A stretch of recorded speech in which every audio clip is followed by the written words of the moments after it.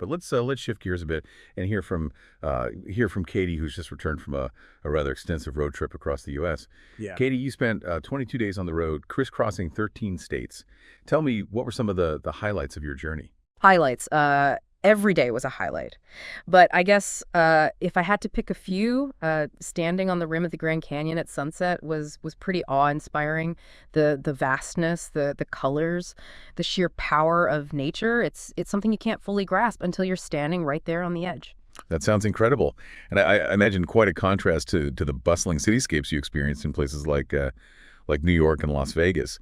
Did you find yourself drawn more to the natural wonders or the urban landscape? I loved it all, from the towering redwoods of Yosemite to the neon-drenched streets of Vegas. It was all a feast for the senses, and I think that's what travel is all about, isn't it? Opening yourself up to new experiences, pushing yourself outside of your comfort zone, and embracing the diversity of the world. It's about collecting memories, not things. It's about broadening your horizons, expanding your perspective. That's a beautiful sentiment, Katie, and I think it speaks to something Cliff touched on earlier, the idea of finding beauty and depth in a single area of focus. Would you say that's a parallel between your travel experiences and Cliff's programming philosophy? Both of you seem to advocate for diving deep, for truly immersing yourself in a chosen path, whether it's a programming language or a physical journey across a continent.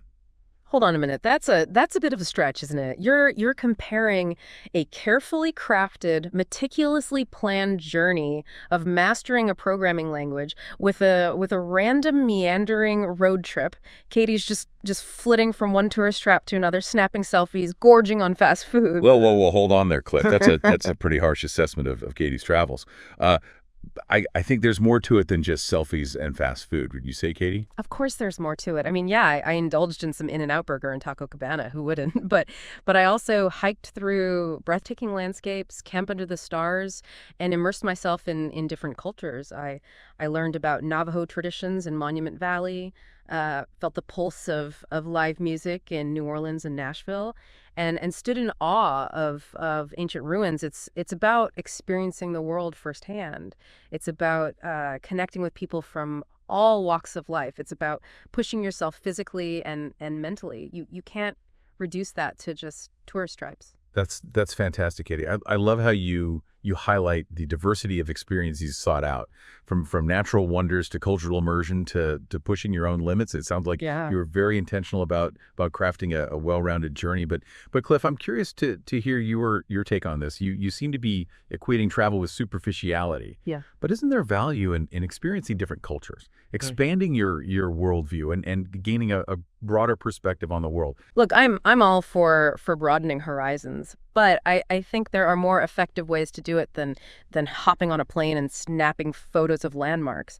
You can learn just as much, if not more, by delving into a good book, exploring a complex algorithm, or immersing yourself in a challenging programming project. Those pursuits require real intellectual effort. They force you to think critically and expand your cognitive abilities.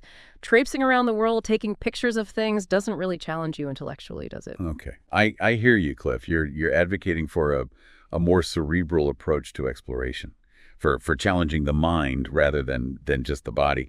But Katie, I'm interested in your response to that. Do you think travel can offer intellectual challenges as well? Absolutely. Every interaction, every new landscape, every cultural difference presents an opportunity to learn and grow. I had to navigate unfamiliar transportation systems, communicate with people who spoke different languages, and adapt to unexpected situations. It wasn't always easy, but it was incredibly rewarding. And let's not forget the historical and cultural knowledge I gained, the insights into different ways of life, the perspectives that challenged my own assumptions. That's all part of the intellectual journey of travel.